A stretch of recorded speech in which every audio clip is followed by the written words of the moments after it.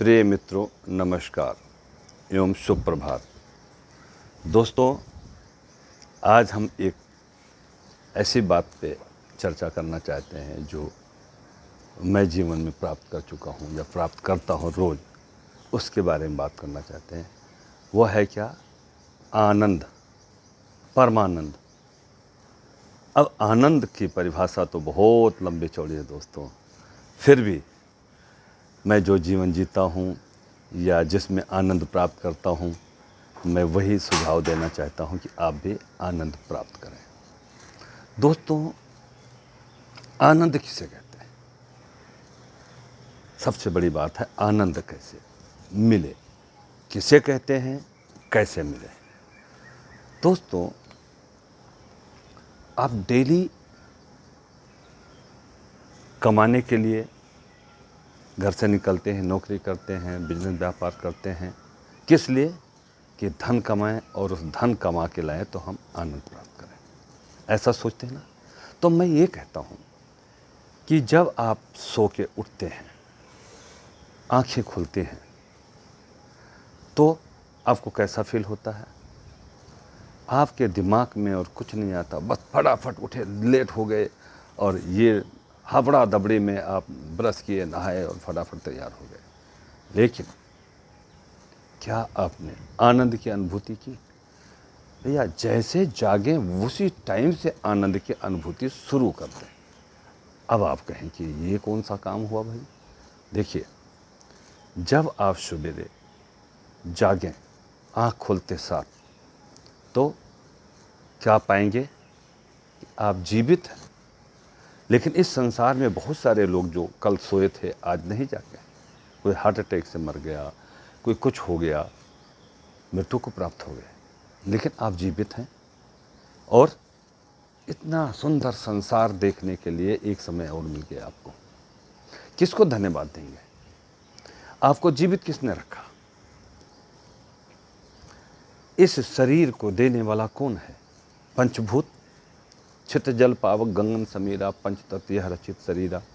यह शरीर उस 5 तत्वों से निर्मित है और हमारे अंदर वो 5 तत्वों बराबर हैं, तो ही मैं जीवित हूँ, स्वस्थ हूँ।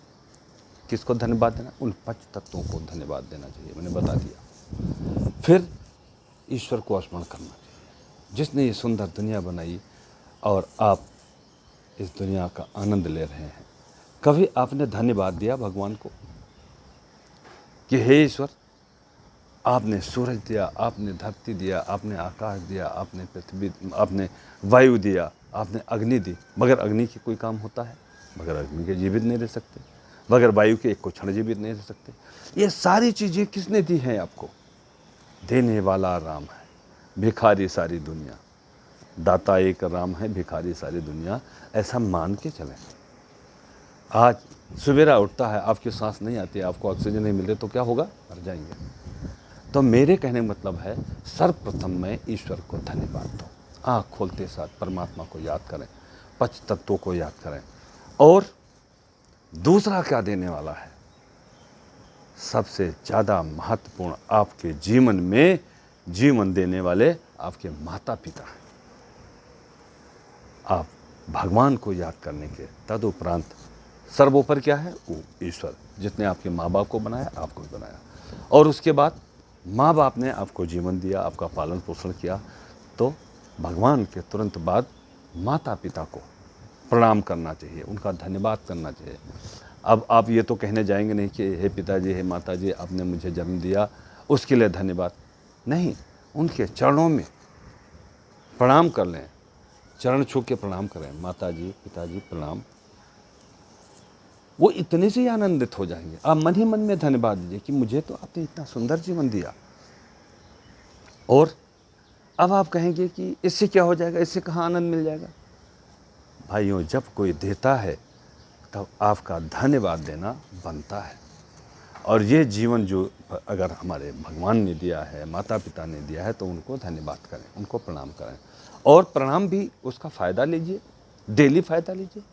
ये 10 उंगलियां हाथ की, 10 उंगलियां पैर की, इनमें से ऊर्जा निकलती है। हम किसी को प्रणाम करते क्यों? ये हमारे ऋषि मुनियों इस विधि को इसलिए बनाया है कि जो आपके बड़े हों, जो गुरुजन हों, जो ईश्वर स्वरूप हों, उनको प्रणाम करें। प्रणाम करेंगे तो ऐसे आशीर्वाद देंगे, यहाँ से भी ऊर्जा निकलती है। जैसे गुरु नानक देव जी या भगवान विष्णु जी ऐसे करते हैं ना, तो इससे ऊर्जा निकलती है। तो प्रणाम किया ही इसलिए जाता है कि बड़ों का आशीर्वाद में उनकी ऊर्जा हमको ट्रांसफ़र हो जाती है, ऑरा ट्रांसफ़र हो जाती है प्रणाम करने का। ये अब जैसे उठे बहुत सारे आजकल के बच्चे हैं, हाय माम, हाय डैड, ये हाय से क्या हो गया, हाय हाय रहेगा तो भी हाय हाय कर देंगे, नहीं दोस्तों। और फिर बहुत सारे बच्चे हैं जो नमस्ते पिताजी, नमस्ते माताजी, ऐसे जुबानी नमस्ते कर देने से उसका उतना प्रभाव नहीं पड़ा। नमस्ते, नमस्ते असल में भारत का नमस्ते ये है, हाथ जोड़ के नमस्ते। ये 10 उंगलियों से ऊर्जा उनको देते हैं और उनसे आशीर्वाद, ऐसे ऊर्जा उनसे मिलती है। तो नमस्ते करते हैं। नमस्ते वैसा नहीं जुबानी आए नमस्ते, नमस्ते बप्पा, नमस्ते अम्मा, नमस्ते बेटा, ऐसा नहीं। नमस्ते का मतलब ऐसा कीजिए ना, नमस्ते नहीं करेंगे क्योंकि ये आपको अनईजी लगता है, बट फ़ायदा इसी में है। बात की आप देखिए, अब मैं कहता हूँ कि भगवान ईश्वर को धन्यवाद क्यों करें। 84 लाख योनियाँ हैं दोस्तों, आपके सामने मच्छर, कीड़ा, बाथरूम का कीड़ा जिसको कॉकरोच कहते हैं, कितने पृथ्वी पे कितने जीव, कितने कीड़े हैं, क्या वो जीवन मिलता है आपको। सब श्रेष्ठ मनुष्य योनि है, और मनुष्य योनि आपको मिली है और किसने दिया है, परमात्मा ने दिया है, इस धरती पे भेजा है आपको, उसी ने ये सारे संसार रचा है और सारे जीव जंतु रचे। अगर मनुष्य प्राणी हैं तो धन्यवाद देना बनता है। जब आप धन्यवाद देंगे तो ईश्वर फिर आपको डेली धन्यवाद देंगे, तो आप भी सुखी होंगे कि हमें किसी ने कुछ दिया हुआ था, माता पिता ने जीवन दिया, भगवान ने हमें कुछ दिया, धन्यवाद दें। इससे शुरुआत करें और यही कहते हैं ब्रह्म यज्ञ करना चाहिए। रोज़ सुबह ये आपका ब्रह्म यज्ञ हो, ईश्वर को याद कर लिया, माता पिता, ये ब्रह्म यज्ञ हो गया। बाकी जो हवन बना करके हवन कुंड में यज्ञ किया जाता है उससे भी बहुत बड़े फ़ायदे हैं, लेकिन ये करें। आप मुझे बताइए, किसी बीमार आदमी के पास मिलने जाते हैं या शादी ब्याह में, किसी भी समारोह में किसी का सम्मान करते हैं तो क्या देते हैं, गुलदस्ता। गुलदस्ता क्यों दिया, आज की तारीख में मैं आपसे जानना चाहता हूँ, मेरा प्रश्न भी है और आप अपने से प्रश्न करें, गुलदस्ता क्यों देते हैं। कुछ लोग तो फॉर्मेलिटी अदा करते हैं कि यार अगर वो नेताजी आ रहे हैं चल के गुलदस्ता दे आते हैं, जिससे वो हमको पहचाने कि हम उनको गुलदस्ता देने आए थे। यही चाहते हैं ना, शादी ब्याह में जाते हैं गुलदस्ता दे के फ़ोटो खिंचवाते हैं कि वो जाने कि हम उनसे मिलने आए थे और फ़ोटो खिंचवाए हैं। कोई बीमार है तो क्या जानेंगे, हमारे से कोई मिलने आया था, उन्होंने मैंने फूल दिया, गुलदस्ता।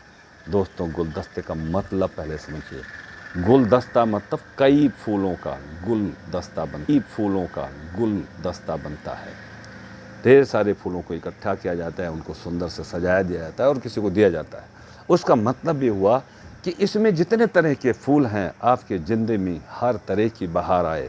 अब हर तरह की बहार की शुभकामना देते हैं उनको, जैसे आप स्वस्थ रहें, आप धन धान्य से संपूर्ण हैं, आपके मियाँ बीबी दोनों सुखी रहें, मेल मिलाप रहे, आपके बच्चे भी आपको सुख दें, आपको समाज में सुख मिले, हर तरह का सुख एक एक फूल सब तरफ से मिले, एक गुलदस्ता, आपका जीवन एक गुलदस्ता बन जाए।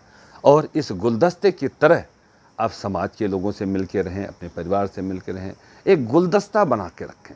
आपके गुलदस्ते में आपके नेताजी भी हैं, आपके गुरु भी हैं, आपके माता पिता भी हैं, आपके भाई बहन भी हैं, सबसे हमारा प्यार है, सभी लोग हम मिल के जीवन जीते हैं, तो वो गुलदस्ता बन जाता है। गुलदस्ता इसीलिए सबको दिया जाता है शादी ब्याह में, हर समारोह पे, कि आपके जीवन में खुशियाँ आएँ। इतने सारे फूल रहेंगे और सब एकजुट होकर रहेंगे तो गुलदस्ता दिया जाता है। खुश रहें आप, स्वस्थ रहें, इसका भाव ये होता है।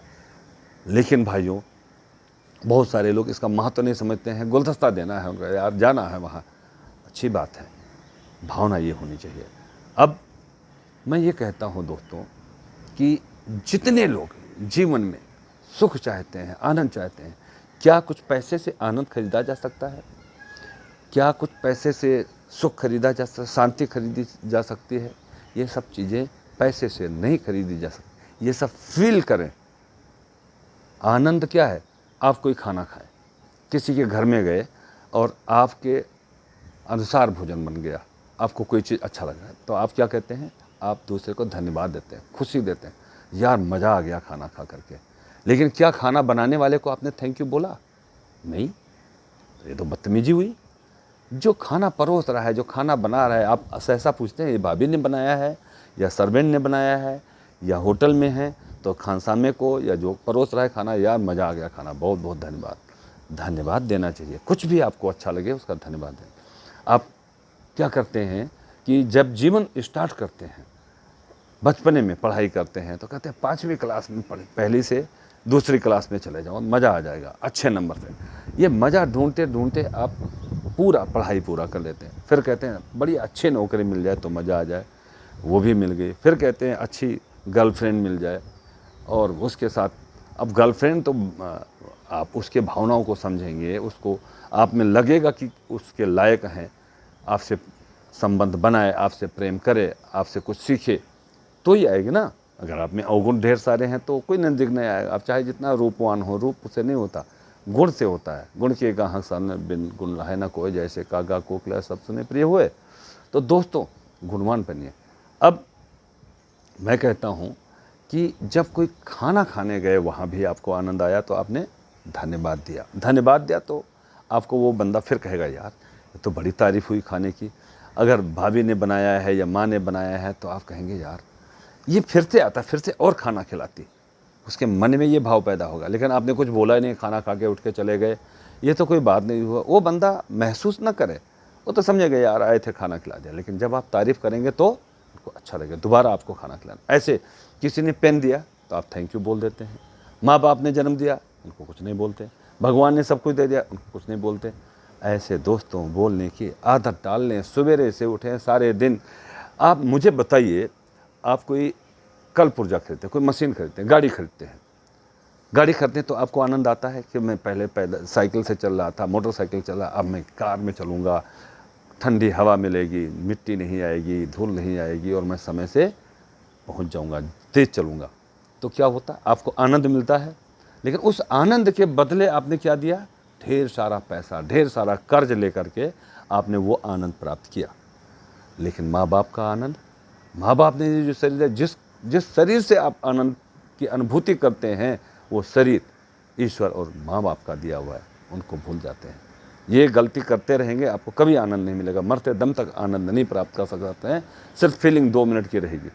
मैं कहता हूँ, आप बहुत सारे लोग हैं दारू पी के बड़ा आनंद लेते हैं, कहते हैं दारू पी लो तो माइंड फ्रेश हो जाता है, बड़ा खुशी मिलता है। नहीं दोस्तों, दारू आपको खुशी नहीं देती है। सबसे पहले आपसे पैसा छीन लेती है, विभिन्न प्रकार के बदबू होते हैं, विभिन्न आपका जो प्रेजेंट ऑफ माइंड है वो अपरजेंट हो जाता है।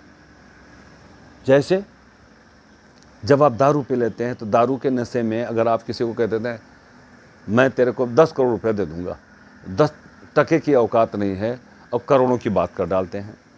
मैं तो ये भी दे दूंगा, वो भी दे दूंगा, जुआ खेल के आ गए, ये भी हार गए, वो भी हार गए। ये आदतें अच्छी नहीं हैं। दारू आपको कुछ नहीं देता, सिर्फ अपसेट करती है। थोड़ी देर अपसेट हो गए तो लोग क्या करेंगे, दारू के नशे में किसी को गाली दे देंगे तो आपको शायद वो मारेगा भी नहीं, लेकिन प्रेजेंट माइंड रहेंगे तो कूट के मारेगा जैसे गाली देंगे। क्योंकि तब आप प्रेजेंट माइंड में, आप सोच समझ के, मतलब होश हवास में, होश खो देना चाहिए, होश में रहना चाहिए दोस्तों।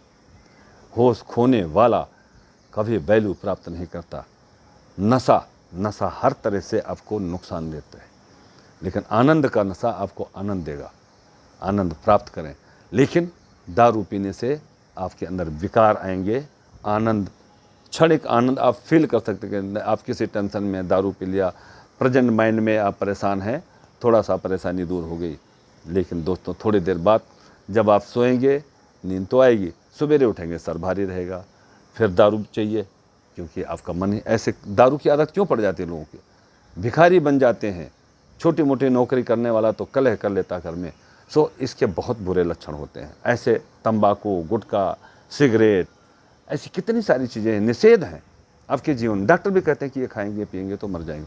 सो दोस्तों, आनंद प्राप्त करने के लिए आप गाड़ी भी खरीदते हैं, बहुमूल्य पैसा देना पड़ता है, लेकिन आनंद मिलता है तो आपको जो आनंद देने वाला है उसको कभी जीवन, माँ बाप को और भगवान को और ये दैविक शक्तियाँ जितनी हैं, भौतिक शक्तियाँ हमें सूरज, आकाश, चाँद, सितारे, पृथ्वी, पेड़, पौधे, इन सबको धन्यवाद करें। आपका जब धन्यवाद करने की आदत बन जाएगी, शुक्रिया करने की आदत बन जाएगी, आप सुखी जीवन व्यतीत करना शुरू कर देंगे। हर चीज़ में आप फील करें, आपको कोई अपने घर बुलाता है, बड़े भाव से बुलाता है, आप उसकी एक एक चीज़ की तारीफ़ करते हैं तो वो आनंदित होता है। घर में गए किसी के, यार ये बड़ा अच्छा है, किसी का लड़का आया, आपको प्रणाम किया, चरण छू के प्रणाम किया, तो आप कहेंगे यार बड़ा संस्कार वाला है। और वो आया, अपने पिताजी से बात किया, ये सामान कहाँ रखा है, वो कहाँ रखा है, मैं यहाँ जा रहा हूँ, आपसे मिला नहीं, तो आप अपने मन में कहें यार बड़ा बदतमीज है, इसके बच्चे ने तो हमारे से परिचय भी नहीं दिया और ठीक से बोला भी नहीं, संस्कार नहीं सिखाया बच्चों को। सोचिए, तो ये भी बातें होती हैं। तो मेरा कहने का मतलब है, संस्कारवान जब खुद रहेंगे तभी दूसरे को संस्कार बना सकते हैं, संस्कार दे सकते हैं, अन्यथा ये चीज़ें नहीं मिलेंगी किसी को। बहुत बड़ी चर्चा है दोस्तों, मैं क्या कहूँ, धन्यवाद करना सीख जाएं, गुलदस्ता बने भी और दें भी, तो पूरा जीवन आनंद प्राप्त करेंगे। पैसे से आनंद सिर्फ नहीं मिलता है, पैसा भी कमाने के लिए मेहनत करना पड़ता है, और वही मेहनत का फल आपको हर चीज़ में मिलता है। दोस्तों, आज मैं अपनी वाणी को यहीं विश्राम देता हूँ, कल फिर मिलेंगे। धन्यवाद, शुक्रिया और आनंदित रहें।